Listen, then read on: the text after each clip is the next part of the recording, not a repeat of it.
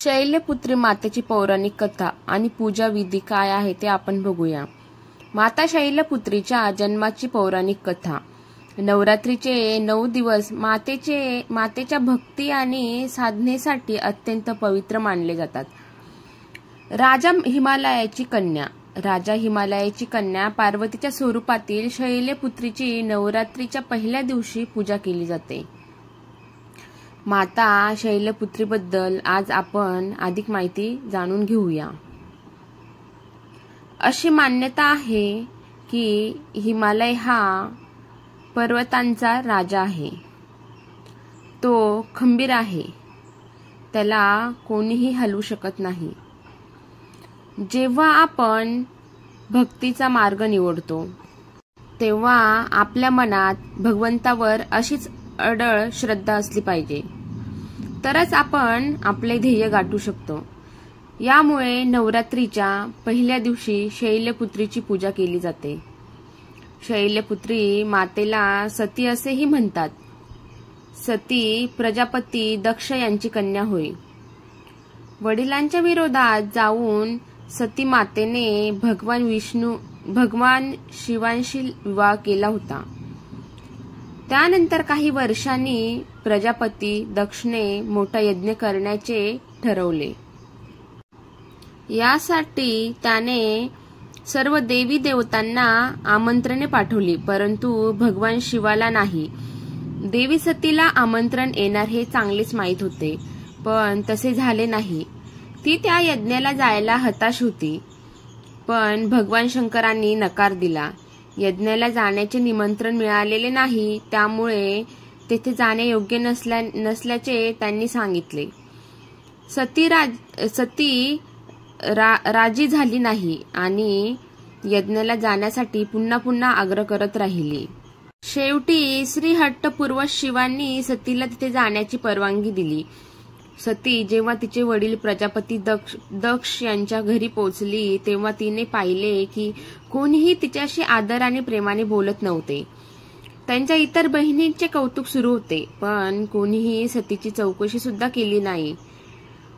केवळ आईने सती मातेला प्रेमाने मिठी मारली। एवढंच नाही तर सतीच्या इतर बहिणींनी सतीच्या संसाराची थट्टा केली। तसेच सतीचा पती भगवान शिव यांचाही तिरस्कार केला। खुद राजा दक्ष यांनीही त्यांचा अपमान करण्याची संधी सोडली नाही। हे सगळे पाहून माता सती दुःखी झाल्या। त्यांना स्वतःचा आणि भगवान शंकराचा अपमान सहन होत नव्हता। त्यामुळेच रागाच्या भरात सतीने त्याच यज्ञाच्या अग्नीत स्वतःला झोकून देऊन आपले प्राण अर्पण केले। भगवान शंकरांना हे कळताच ते दुःखी झाले। दुःखाच्या आणि क्रोधाच्या ज्वालात पेटलेल्या शिवाने त्या यज्ञाचा नाश केला। त्यानंतर माता सतीने पुन्हा हिमालयात जन्म घेतला। हिमालयात जन्म घेतल्याने तिचे नाव शैलपुत्री पडले। कसे आहे माता शैलपुत्रीचे स्वरूप? माता शैलपुत्री नंदीवर स्वार होऊन संपूर्ण हिमालयावर राज्य करत असते। हा नंदी शिवाचे रूप आहे। कठोर तपश्चर्या करणारी शैलपुत्री माता सर्व वन्य प्राण्याची रक्षक देखील आहे। शैलपुत्री मातेच्या उजव्या हातातील त्रिशूळ आहे, जे धर्म, अर्थ आणि मोक्ष यांच्याद्वारे संतुलनाचे प्रतीक आहे। तो शैलपुत्रीचे ध्येय स्पष्टपणे प्रतिबिंबित करतो। डाव्या हातात उमललेले कमळाचे फूल आहे।